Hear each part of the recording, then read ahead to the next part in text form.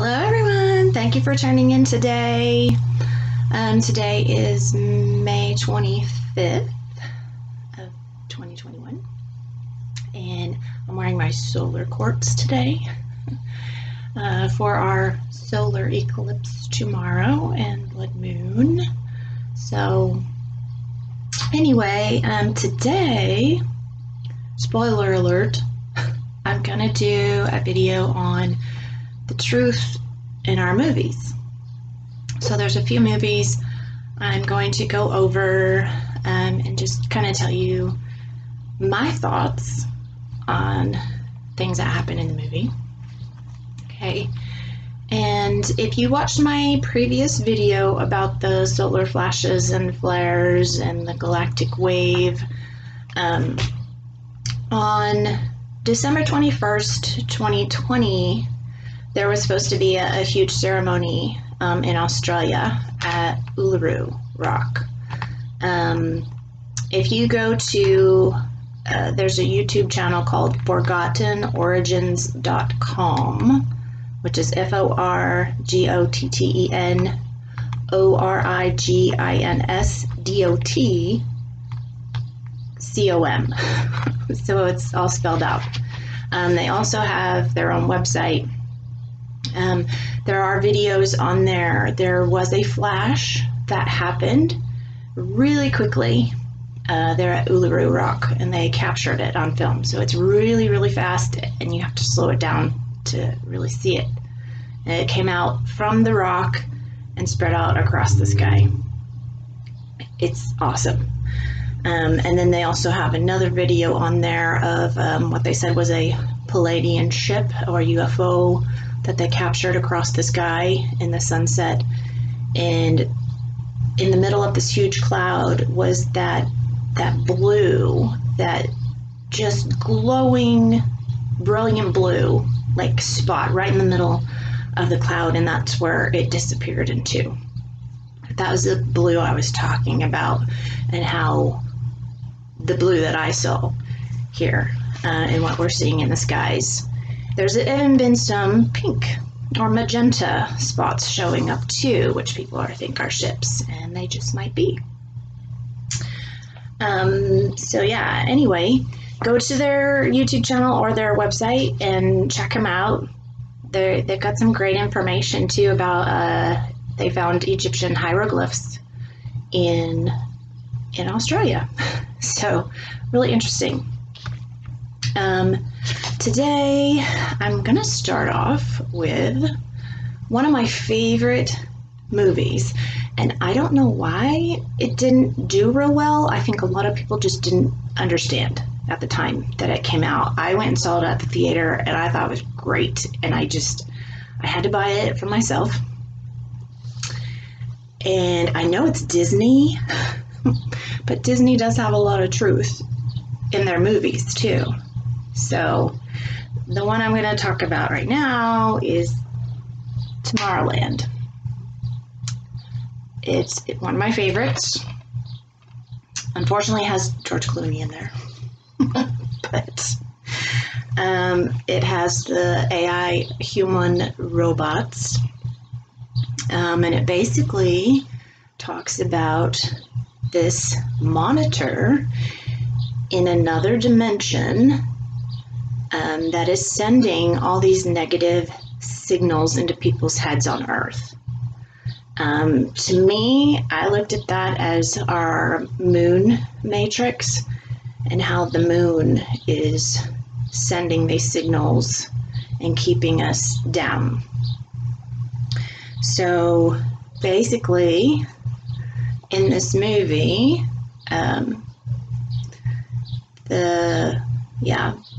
you have to get to the other dimension, you have to do certain things. They take off in a rocket ship and somehow they get through in another dimension on the other side where this monitor is.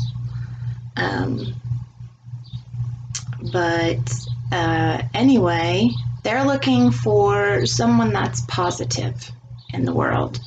So basically, George Clooney's character is back on Earth because he got kicked out of that dimension, and he's monitoring all the negative on all these different screens being fed to us. And Casey, the girl, is the one that's positive, and she is able to change even 1%, just very slightly, but she is able to think positive about things and how she wants to change the world. She wants to make it better. So it's a pretty interesting movie. And there's Governor Nix, which is played by what's his name? Hugh Laurie? Yeah, I think. And so this is, I'm going to read to you what he says towards the end of the movie, because it's really profound, and people just don't think about the world we live in. So he says, let's imagine if you glimpsed your future and you were frightened by what you saw, what would you do with that information? Who would you go to? The politicians? Captains of industry? And how would you convince them? Data? Facts? Good luck. The only facts they won't challenge you are the ones that keep the wheels greased and the dollars rolling in. But what if there was a way of skipping the middleman and putting the critical news directly into everyone's head? That's like Project Mockingbird, what we're going through. Okay, the probability of a widespread annihilation kept going up. The only way to stop it was to show it, scare people straight, because that reasonable human being wouldn't be galvanized. Because what reasonable human being wouldn't be galvanized by the potential destruction of everything they've ever known or loved? To save civilization, I would show you its collapse. But how do you think this vision was received? How do you think people responded to the prospect of imminent doom? They gobble it up like a chocolate eclair. They didn't fear their demise, they repackaged it. It could be enjoyed as video games, as TV shows, books, movies. The entire world wholeheartedly embraced the apocalypse and sprinted towards it with gleeful abandon. Meanwhile, your Earth was crumbling all around you. You've got simultaneous epidemics of obesity and starvation. Explain that one. Bees and butterflies start to disappear. The glaciers melt, algae blooms, and all around you the coal mine canaries are dropping dead, and you won't take the hint. In every moment, there's the possibility of a better future. But you people won't believe it, because you won't believe it if you won't do what is necessary to make it a reality. So you dwell on this terrible future. You resign yourselves to it for one reason, because that future does not ask anything of you today. We saw the iceberg and warned the Titanic, but you all just steered for it anyway, full steam ahead. Why? Because you want to sink. You gave up. It's not the monitor's fault, it's yours. So that's the ending of the quote, and I think it's very powerful. And I know I've been watching Alex Collier for a long time, and he's always said that humanity has to take responsibility for what's going on. And recently, General Flynn has also said that. Like, people need to stand up and take responsibility. And that's what we need to do. We need to imagine and manifest our future, and give the intent that we want a society that works for everyone. Make it positive and make it abundant. And like this movie, it's great because at the end, they actually are looking for the dreamers. All the dreamers, the people that can imagine, that's who they want for this new world that they're starting. One thing I will tell you, though, in this movie, I did notice when you can barely see it in the DVD, okay? But in the movie, I did notice there's a scene where Casey goes up to his door and she knocks on it, and he blasts her backwards and she falls back on the ground. If you look really quickly, her belt buckle is an upside down pentagram. I couldn't believe it when I saw it. So it's pretty interesting. But anyway, it's a really good movie. It has a lot of truths, and I see a different message maybe than a lot of people, but I liked it. I like the fact that they could touch the pin and just be instantly transported to a different dimension. It was awesome. So, watch it if you haven't seen it. It's really good. And then the next one I want to talk about today is this one. That's a book also, and I absolutely love it. And of course it has Meryl Streep in it, but it's The Giver. This is a great movie. See the dome? That's the dome. Okay, so in this movie, basically you have a society that is under an electric or holographic dome, let's say. It's a whole society, a whole city. Everything they see is in black and white. They don't even see in color. Every morning they have to get their shots. They put their wrist on this machine and they get a shot, which keeps them docile. And they have this thing about their language where they can't cuss, they can't say certain words. They always say language of precision, or precision of language. They don't even touch each other, like they can't hug. I don't think I've ever seen anybody kiss in that movie, so they don't really know affection. The kids are basically born by specific breeders. They have breeders, and the kids are born, and these kids go to a mom and dad that's not their biological parents. So you have this family unit where no one's biological to each other. And by the time the kids are 16, they have this ceremony where all the kids get their profession and what they're going to do for the rest of their life, like a nurturer, or the drone pilot. So this boy here gets chosen to be the receiver from The Giver. Oh yeah, sorry. They also the seniors in that community, when they have the ceremony, they're released to elsewhere, which basically means they're given a shot and put down. And then babies that are not up to standard, like a weight standard, or they're a little off, they release them to elsewhere. They give them the shot and they kill these babies. But they don't know what they're doing because they don't have that knowledge. Like, all their past knowledge has been wiped away, all their history. They don't know what happened in humanity's history, okay?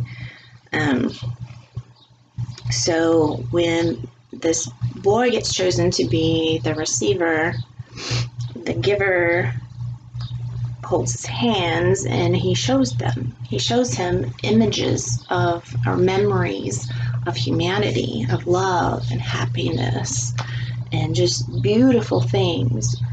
And over time he starts to see in color, and he starts to know what love is.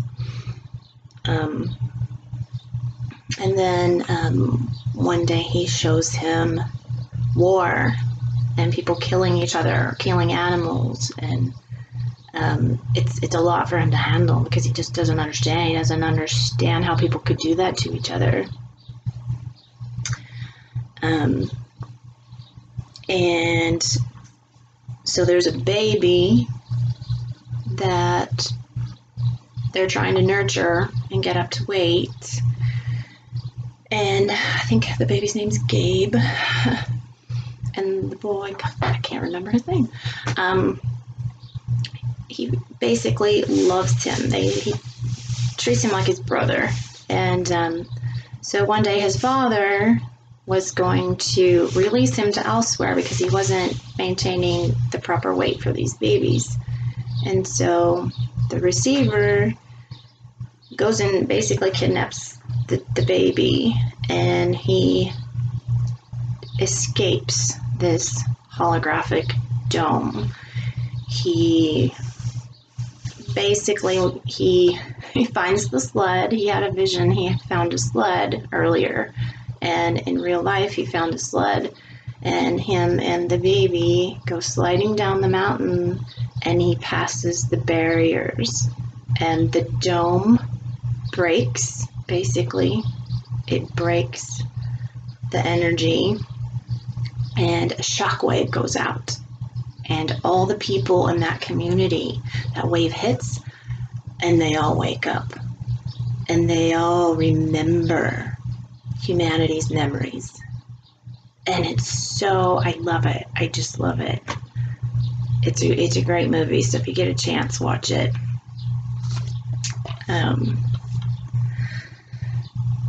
Let's see.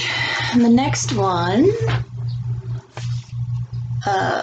is his Dark Materials. I don't know if it's one of my favorites. The Golden Compass was one of the first movie to come out in the theater, and apparently the church did not like that at all. So that movie didn't do too well because the church didn't want people to see it.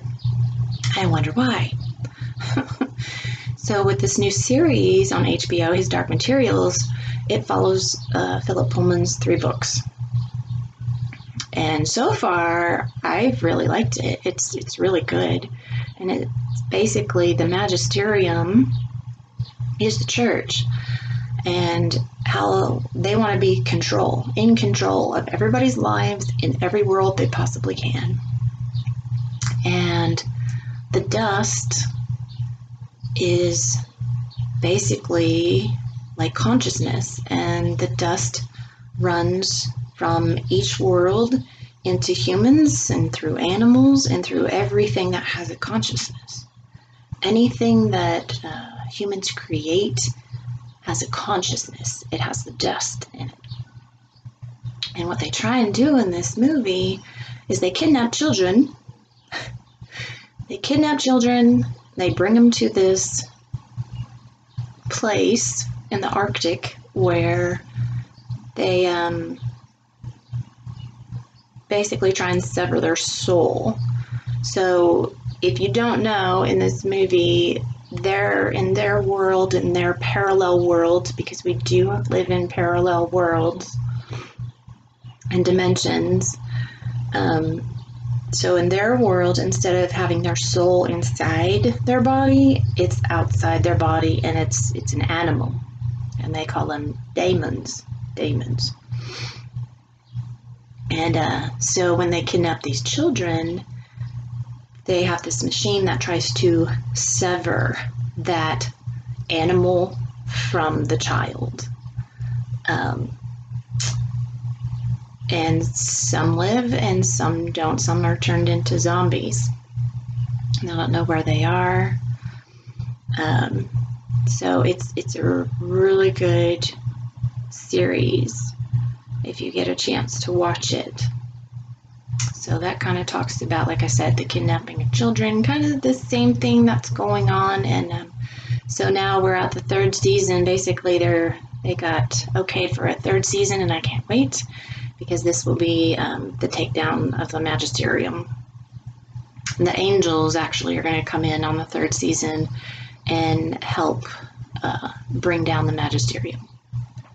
So, and talking about what's going on with children and the trafficking and the adrenochrome stuff, I know a lot of people have already figured it out, but like this movie, The Dark Crystal, it was one of my favorite movies when I was little. Like, I think I was only 7 or 8 when this actually came out, the original one.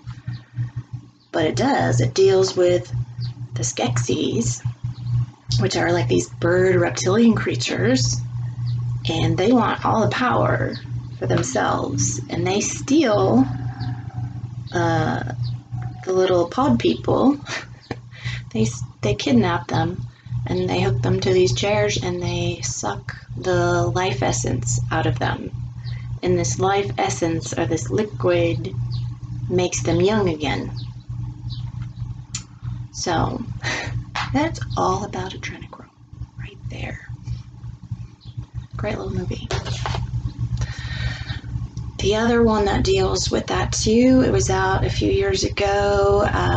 It was actually done from the creators of The Matrix. It didn't do too well either, but I loved it because I knew, like me and my friends knew what was going on in that movie. And I'll tell you, the ships in this movie were fabulous. I loved it. Of course, I'm a sci-fi person. Anyway, this one, Jupiter's Ascending, this has your winged reptiles in it. It has a plethora of all kinds of other beings in there. But yeah, the family, there's a certain family that goes through these planets and they harvest people. And so, like, one of the ladies, she was aging, and she shows Jupiter the way that she stays so young looking, and they have these hundreds of thousands of vials of this blue glowing liquid, and she says it takes 100 humans to make that one vial. And because they said that time is the most valuable thing to them, and so to give them time, they need this liquid, this essence, to keep them young forever, like a vampire. So that movie, you know, like I said, it didn't do too well, but I really liked it. I liked it, and I'm surprised they didn't do a second one for that. But yeah, the ships in that were great, like I said. Okay, the next one I want to talk about is a TV series. It came out in 2010. And I knew when it came out, I was like, oh my god, they're talking about reptilians. And it's V, for Visitors. This was the second season. Great TV show. If you haven't seen it, try and find it somewhere or buy the discs, the DVDs, because it basically has these human-like beings that come to Earth, but underneath their human skin, they are reptilian, and they even harvest people. They try to get them to come live on board their ship and experience how they live, and but they're actually doing tests on them and putting them in these pods so that they can eat them later. But that TV series, it deals with like the fifth column, which are actually reptilians that have lived on Earth for a long time, and they have grown accustomed to living with humans, and they've taken humanity's side. So they're like a rebellion group against their own kind. really makes you wonder how much of that is real. I'm sure it probably is.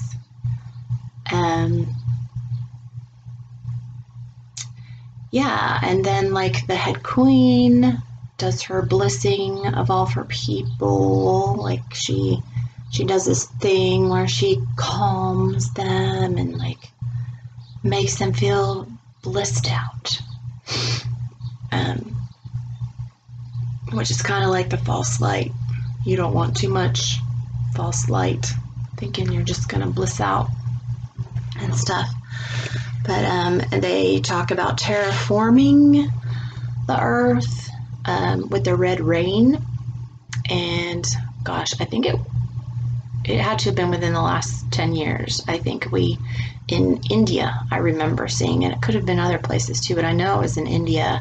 They had a whole article, and there was news reports about them having this red rain, and they didn't know where it was coming from. And then they made an excuse that it was dust that was in the atmosphere, blah, blah, blah.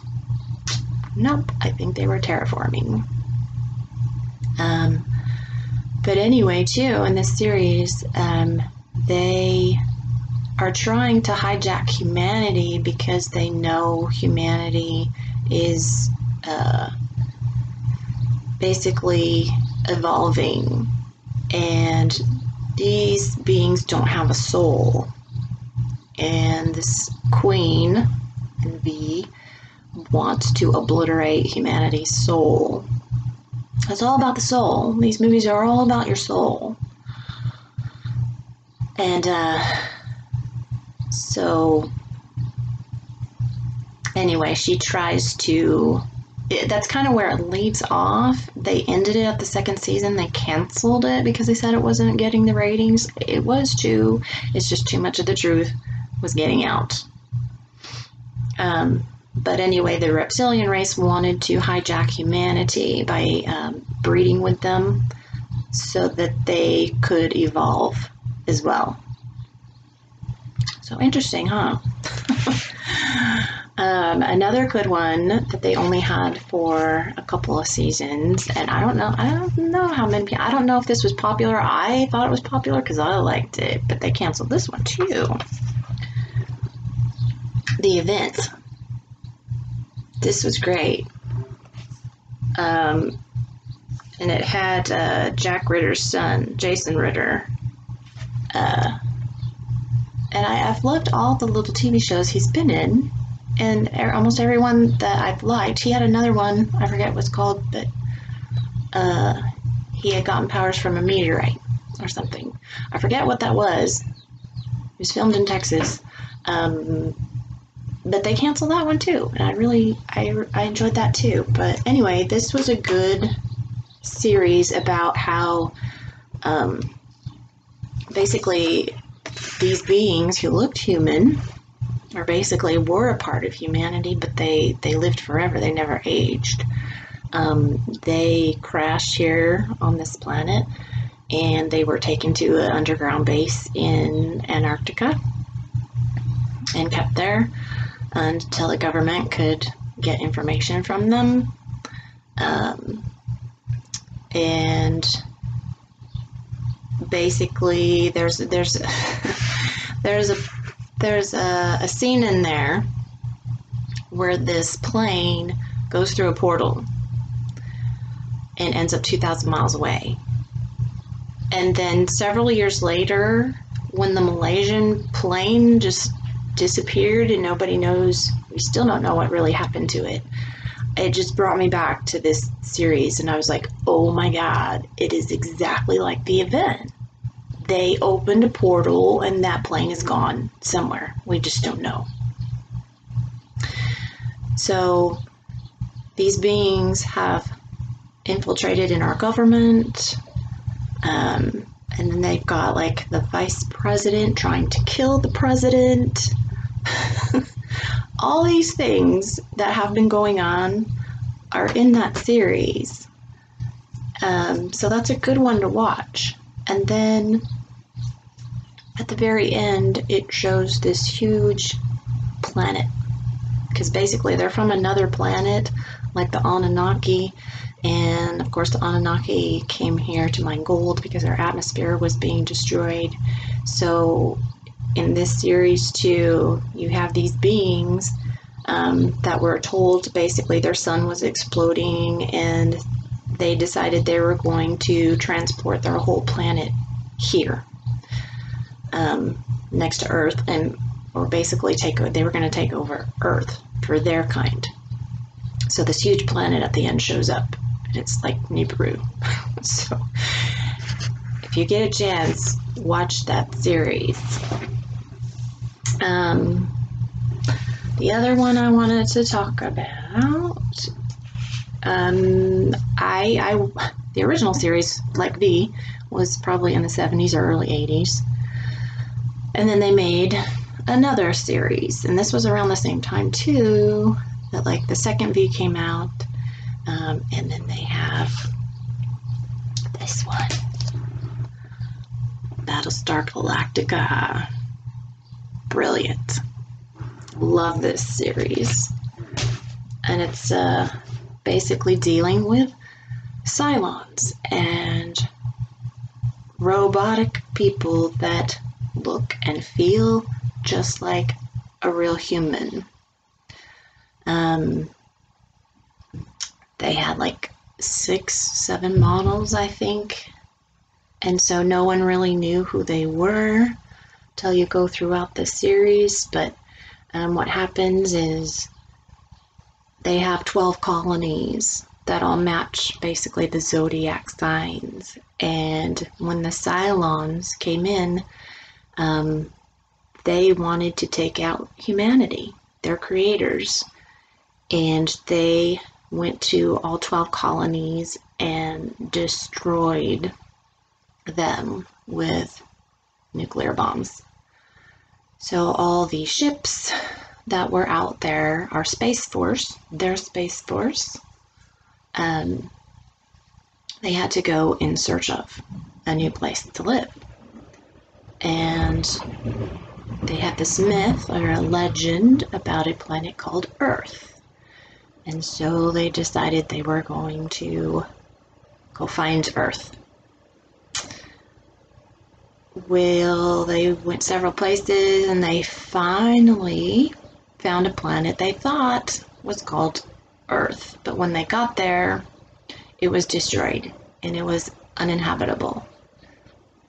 And they were really torn because they didn't know what to do. They didn't know how they were going to live in space on these ships forever. So there's a character named Starbuck, which in this series is a woman, and she disappeared one day and she was gone for a while, and no one knows where she went. They thought she had died. And towards the end of the season, she shows up again, and somehow they are hang on. I forgot that these Cylons wanted love from humanity. They wanted love. And humans didn't know how to deal with that. But there was a couple, a human and a Cylon, that fell in love, and they actually had a child. And they didn't know how that could be, and so this was like a new thing. So they had a half human, half Cylon child. Anyway, Starbuck shows back up, and they eventually find, at the very end, they find the new Earth, which is like Eden. It's pristine and wonderful and just pure. And everyone's happy, and everyone kind of goes their own way to start their new life. And so basically Starbuck, we find out, was not her true self, that she was actually an angel at the end, and she disappeared. She was talking to Apollo, and he turns around and she's gone. So she did her mission as an angel to get them to this new Earth. So that just makes me wonder, like I said in my previous video, like are we headed for a new Earth? Are we gonna stay on this Earth, and is it just going to rise into a higher vibration and a higher frequency, and are we all just gonna be here together on it? Like, or are we gonna be, is there this flash that's gonna happen, something that's gonna happen that's gonna transport us to a new Earth? So that series just really made me think of the two Earths. So anyway, I thought it would do those movies for you. And there's all kinds of movies. Like every movie has some truth to it because, you know, everyone knows they have to show it to you. Whether you believe it or not is up to you. But I've always been an open-minded person, and so the things that I watch, I always try to look at things like anything is possible, okay? Anything is possible. And we just have to learn to watch the symbols and read that.